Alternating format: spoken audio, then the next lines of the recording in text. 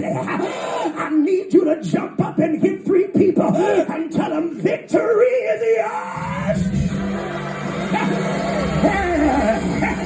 I gotta close now, but I need you to hear me, because David is wrestling with the complexity of his family.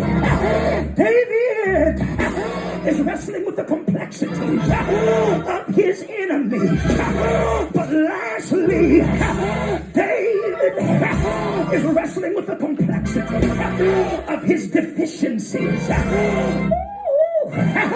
I said his deficiencies. The first 2 made him feel unqualified, but this one made him feel disqualified, because though he was a man after God's own heart. He had some flesh challenges, but that's why God didn't throw him away. And it's the same reason that God didn't throw you away, because God knows that there are some mistakes that I've made in my life. It stemmed from my deficiency that was in my flesh. But tell your neighbor, but it wasn't in my heart. Y'all ain't hearing me.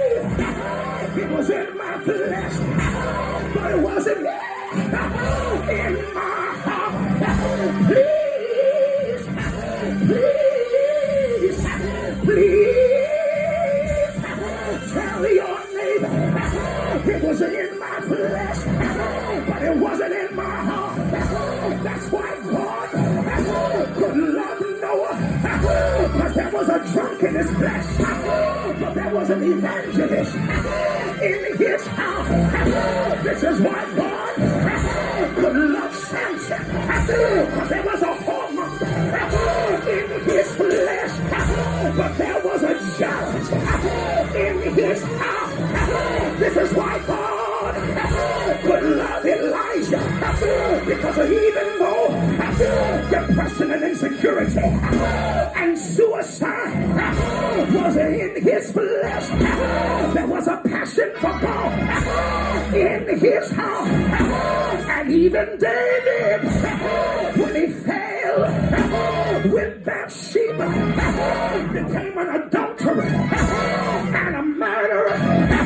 Some would ask, how could God continue using him? How could God continue blessing him? How could God continue opening doors for dirty old David? I'll tell you why. Because God said, I trust what I put in him, that no matter how far he goes, he knows his way back to me, which is why he said, create in me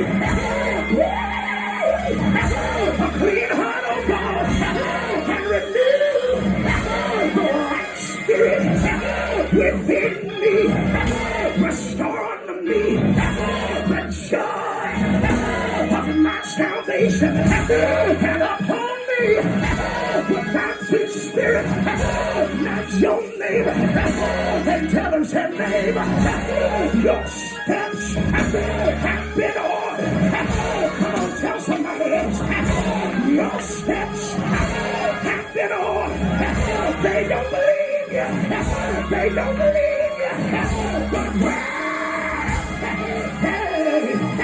grab your neighbor, get him by the hand, and shake that hand like you're gonna shake it into the floor, and say, neighbor, your steps have been ordered. This is why, after reflecting upon it all, David could say, the steps, yes, sir.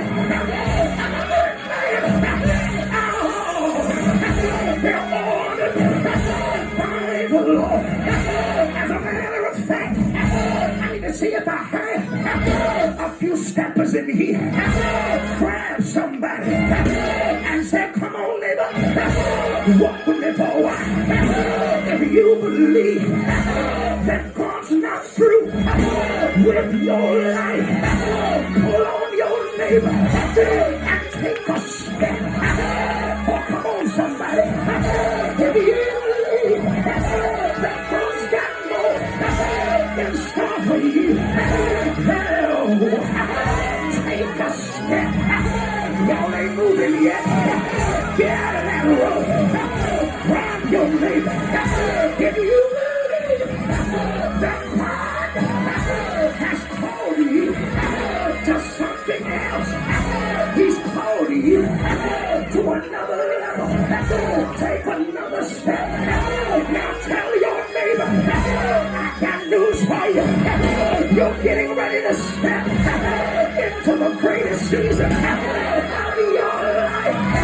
You're about to step into a new stratosphere of God's goodness.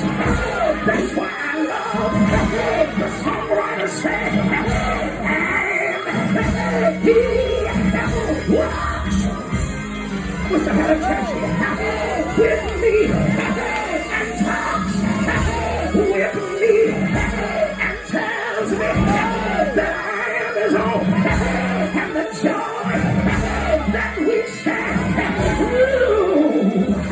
as we tarry there, none has ever known. Tell your neighbor, let's get to stepping. We're on our way to another level. We're on our way to another place.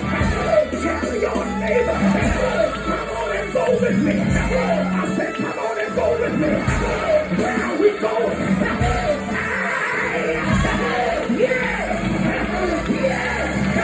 I'm pressing forward the upward way.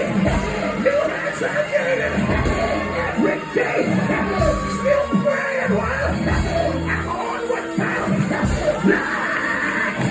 Yes, sir.